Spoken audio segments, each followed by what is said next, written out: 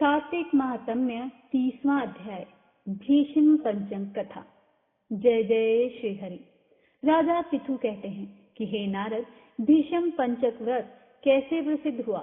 तब नारद जी कहने लगे, हे राजा पृथु, यह व्रत कैसे प्रसिद्ध हुआ सो सुनो। श्री कृष्ण ने भीष्म को इस व्रत का वृतांत कहा और भीष्म ने इस व्रत को किया। इसी से यह भीष्म पंचक व्रत कहलाया।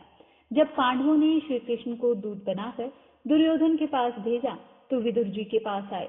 विदुर जी ने उनका बड़ा सत्कार किया, क्योंकि भगवान तो प्रेम से प्रसन्न होते हैं। धन, शूरवीरता और पांडित्य इनको नहीं देखते।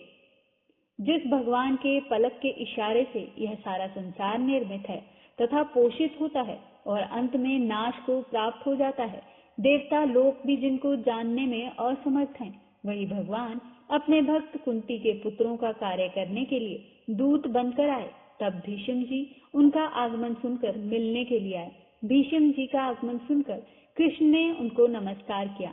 फिर भीष्म जी कहने लगे कि भगवान, आप त्रिलोकी के नाथ हैं। ब्रह्मादिक देवता भी आपकी माया को नहीं जान सकते, वहीं आप पांडवों के दूत बनकर आए हैं।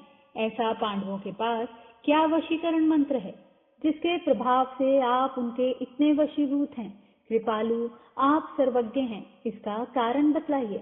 आप तो समदर्शी हैं, किंतु आप श्रद्धालुओं को छोड़कर पांडवों के दूत तक बन गए। तब श्री कृष्ण जी हंसकर कहने लगे, हे गंगा पुत्र, यद्यपि यह बहुत गुप्त बात है, फिर भी मैं तुमसे कहता हूँ, इन्होंने एक ऐसा व्रत किया है जो मुझको अति प्रिय है, उसी कारण मैं इसके वशीभूत हूँ। अब मैं तुम्हारे प्रश्न का उत्तर देता हूँ। पूर्व काल में उज्जैन नगरी में 5 ब्राह्मण थे, जिनका नाम कवि, शुचि, दृढ़, दंत और हंस थे।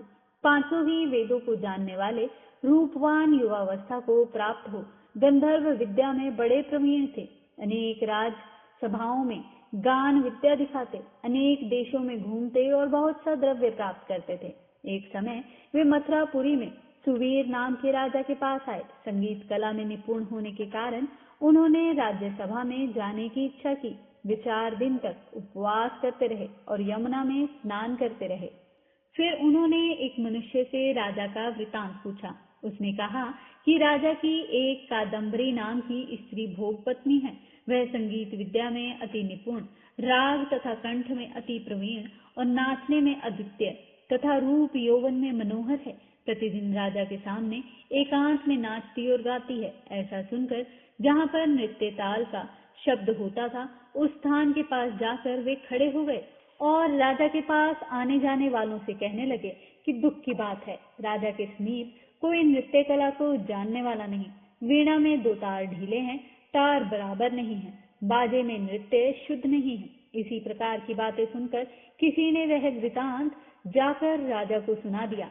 राजा ने पांचों को यहाँ कादम्बरी का नृत्य हो रहा था वहां बुलाया। वे वहां जाकर राजा को आशीर्वाद देकर बैठ गए।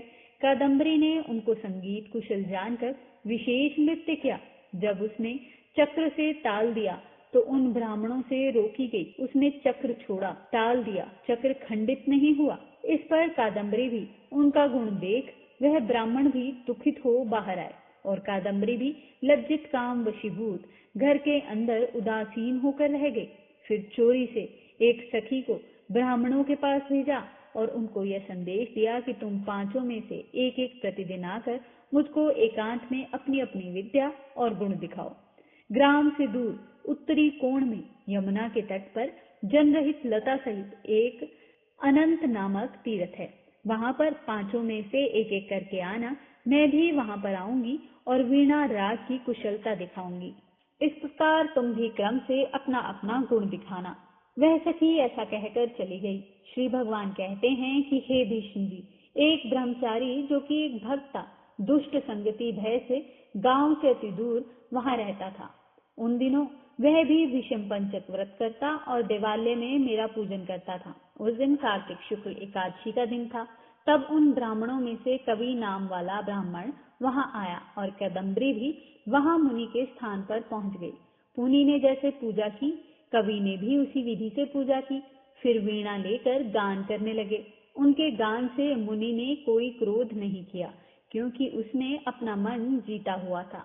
मेरे आगे दोनों ही सारी रात तक गान नृत्य करते रहे। मुनि को गोबर का आचमन करते देख कवि ने भी गोबर का आचमन किया। प्रातःकाल होते ही कादम्बरी राजा के पास गई। मुनि संगति से उसके सब पाप नष्ट हो गए। द्वादशी के दिन कवि अपना सब धन दान करके विरक्त हो गया। दूसरे दिन शुचि आया और उसने भी उसी दिन मुनि को देखकर हमारा पूजन किया और रात भर कादम्बरी के साथ नाच तथा गान करता रहा। मुनि को गोमूत्र का आचमन लेते देखकर उसने भी गोमूत्र का आचमन लिया और प्रातःकाल अपना सब धनादि देकर वह भी विरक्त हो गया और कहने लगा कि जिस तरह कादम्बरी का नृत्य गान और रूप देखकर मुनि का मन विचलित नहीं हुआ, उसी प्रकार अपने मन को वश में रखना चाहिए। इसी तरह त्रयोदशी के दिन कादम्बरी को देखने के लिए दृढ़ नाम का ब्राह्मण आया। उसने भी सब वैसा ही किया और प्रातः समय मुनि की तरह गो का दुग्ध पीकर वैराग्य को प्राप्त होकर दंत नाम वाला ब्राह्मण आया और उस प्रकार सब किया। सब क्रिया करते हुए मुनि ने बचे हुए घी को पीकर शुचित होकर विरक्त हो गया। पूर्णमासी को हंस नामक ब्राह्मण आया और उसने भी मुनि को देखकर नमस्कार किया। ऐसे हंस नामी उस ब्राह्मण ने सत्संग से हमारी पूजा की और मुनि के बचे हुए दही को खाकर विरक्त हो गया और धनादि देकर तीर्थ यात्रा को चला गया। राजा ने कादम्बरी का मंदिर में जाना सुनकर उसको मकान में बंद कर दिया और फिर वह मंदिर में नहीं जा सकी। हमारे सामने कार्तिक में गायन करने से कादम्बरी द्रौपदी हुई और हंस नाम का ब्राह्मण कार्तिक के महीने में आंवले के नीचे श्राद्ध करने से युधिष्ठिर हुआ। एकादशी के दिन जागरण करने से कवि नाम का ब्राह्मण ऐसा अंश अर्जुन हुआ। शुचि सहदेव और दंत नकुल हुआ। महापराक्रमी दृढ़ भीमसेन हुआ। इस व्रत के प्रभाव से ही हम इसके वशीभूत हैं। अब तुम्हारे इस व्रत के करने से यह व्रत पंचम कहलाएगा। जो कोई मथुरा में इस व्रत को करेगा उसको हर स्वर्गलोक, ब्रह्मलोक, विष्णुलोक और वैकुंठ लोक देते हैं। नारद जी कहते हैं कि इस व्रत का वृतांत सुनकर भीष्म जी अति प्रसन्न हुए और सदैव वर्ष के वर्ष इस व्रत को करते रहे। इसी कारण इस व्रत का नाम भीष्म पंचक हुआ। जिस समय भीष्म जी वाणों की शैया पर पड़े थे तब भगवान कृष्ण उनके सम्मुख आए और जब तक देह का त्याग नहीं किया उनके सामने खड़े रहे। सारी रात भगवान के भजन आदि गाकर भगवान को जगावे। ब्रह्मा कूचक व्रत धारण करके पीपल, तुलसी और आंवले का विधिवत पूजन करें। दही, चावल, गन्ना, मूली इनका दान करें। सूत से आंवला और पीपल को लपेटें। पूर्णिमा को श्राद्ध करें। श्रद्धानुसार ब्राह्मण भोजन करा के दक्षिणा दें। जय जय श्री हरि। 31वां अध्याय सुनने के लिए जुड़े रहें हमारे चैनल के साथ। हमारा आग्रह है कि इस कथा को सुने एवं सुनाएं और पुण्यों की प्राप्ति करें। जय जय श्री हरि।